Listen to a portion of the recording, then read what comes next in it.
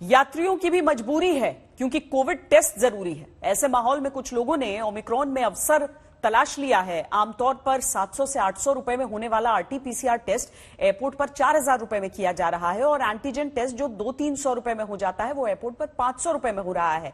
इसकी रिपोर्ट आने में 4 से 6 घंटे लग रहे हैं। यात्रियों को यह समय एयरपोर्ट पर बिताना पड़ रहा है। सरकार ने गाइडलाइन सख्त करते हुए कोविड टेस्ट अनिवार्य कर दिया है, जो कि एक अच्छा कदम है, लेकिन कई गुना कीमत वाले टेस्ट से यात्रियों की जेब पर एक्स्ट्रा बोझ पड़ रहा है। कोरोना वायरस का नया वेरिएंट ओमिक्रॉन कितना खतरनाक है, इसके बारे में वैज्ञानिक अभी रिसर्च कर रहे हैं। ओमिक्रॉन के बारे में फिलहाल यही पता है कि ये अपने पिछले डेल्टा वेरिएंट से ज्यादा संक्रामक है, लेकिन ये कितना घातक है, दुनिया पर इसका असर क्या पड़ सकता है, क्या वैक्सीन इस वायरस पर कारगर होगी, ये कुछ ऐसे सवाल हैं जिनके जवाब आप भी जानना चाहते होंगे। इन्हीं सवालों पर हमने बात की WHO की वरिष्ठ वैज्ञानिक सौम्या स्वामीनाथन से। एक्चुअली जब कोई नया वेरिएंट निकलता है इस वायरस का, तो हमें इसमें कई पहलुएं होती हैं।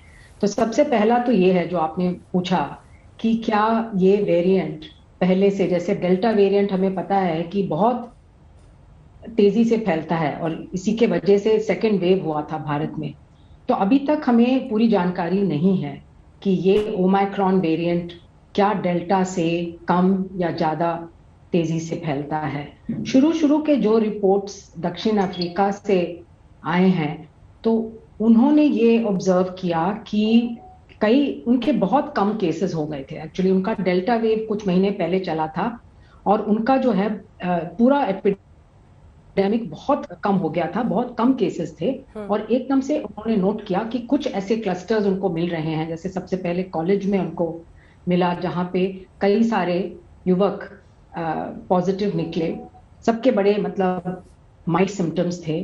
और फिर जब उन्होंने उसकी सीक्वेंसिंग करी, तब उन्होंने देखा कि ये तो एक नया वेरिएंट है, तब जाके पता चलेगा। बट एट दिस पॉइंट हमें पूरी तरह से ट्रांसमिसिबिलिटी के बारे में नहीं पता है। हो सकता है कि ये डेल्टा जैसे या डेल्टा से कुछ ज्यादा भी ट्रांसमिसिबल हो, इन्फेक्शियस हो, पर इसमें 1 हफ्ता 10 दिन और लगेंगे जानकारी आने में। पर कोई पैनिक की जरूरत नहीं है। जब अभी तक जितने भी केस मिले हैं कई देशों में, ऐसा कोई इंडिकेशन नहीं है कि ये ज्यादा विरुलेंट है या ज्यादा खतरनाक है या ज्यादा बीमार करता है लोगों को। पर अगेन आई थिंक हमें थोड़ा सा टाइम देना पड़ेगा, थोड़ा पेशेंट रहना पड़ेगा, क्योंकि 1 हफ्ते के अंदर हम पूरी तरह नहीं पता लगा सकेंगे कि ये बीमारी कितनी होती है। कोरोना वायरस के ओमिक्रॉन वेरिएंट के तार दक्षिण अफ्रीका से जुड़ रहे हैं। दक्षिण अफ्रीका में ओमिक्रॉन वेरिएंट से पीड़ित मरीज की पुष्टि 24 नवंबर को हुई थी। तब से ये वेरिएंट 20 देशों में फैल चुका है और दूसरे देशों को डरा रहा है। फिलहाल ओमिक्रॉन से सबसे ज्यादा प्रभावित देश साउथ अफ्रीका है। आज वहीं से हम आपके लिए एक एक्सक्लूसिव ग्राउंड रिपोर्ट लेकर आए हैं। इसे देखकर आप समझ सकते हैं कि दक्षिण अफ्रीका से लेकर भारत सहित दुनिया के तमाम दूसरे देशों तक ओमिक्रॉन की दहशत क्यों है।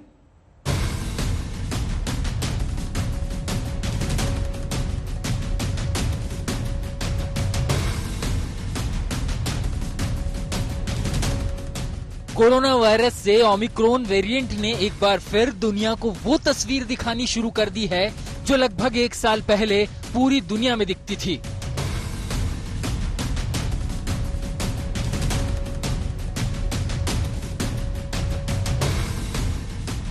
सड़कें सूनी, बाजार खाली खाली, दुकानों पर कोई नहीं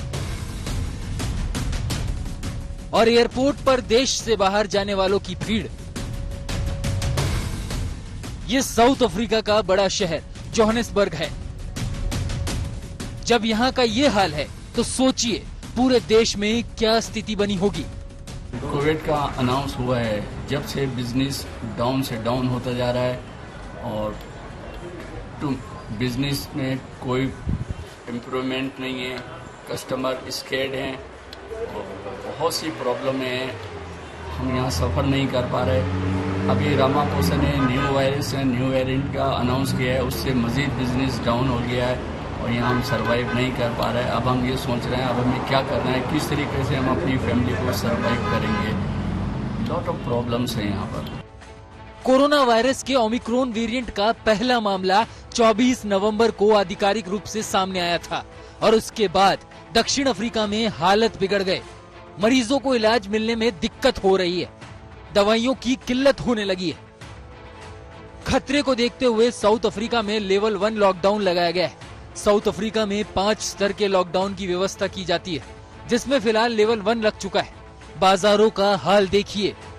Okay, so I'm standing here at Netcare Lakeview Hospital here in the eastern part of Johannesburg.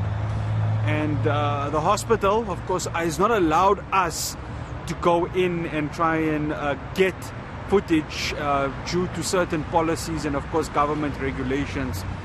But as we are right here, the hospital has said off the record that they are very prepared for the Omicron variant, which is going to start taking effect in the next few weeks.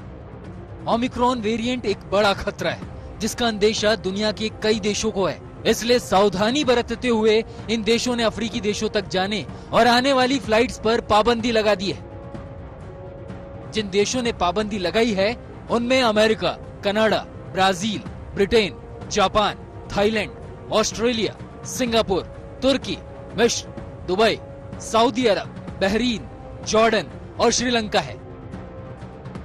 Bharat ने अफ्रीकी देशों की मदद की बात कही है। विदेश मंत्रालय के मुताबिक भारत अफ्रीकी देशों को जीवन रक्षक दवा, testing kit, gloves, PPE kit, ventilator जैसे उपकरणों के साथ साथ made in India corona vaccine भी सप्लाई करेगा। इतनी बड़ी महामारी से कोई देश अकेला नहीं लड़ सकता, इसलिए भारत अफ्रीकी देशों की मदद की पेशकश कर रहा है। लेकिन जो हालात दक्षिण अफ्रीका में नजर आ रहे हैं, उनसे सीख लेकर भारत को अब तीसरी लहर से निपटने की तैयारी में जुटना होगा। दक्षिण अफ्रीका के जोहानिसबर्ग से फराज पटेल के साथ मिलन शर्मा, दिल्ली आज तक।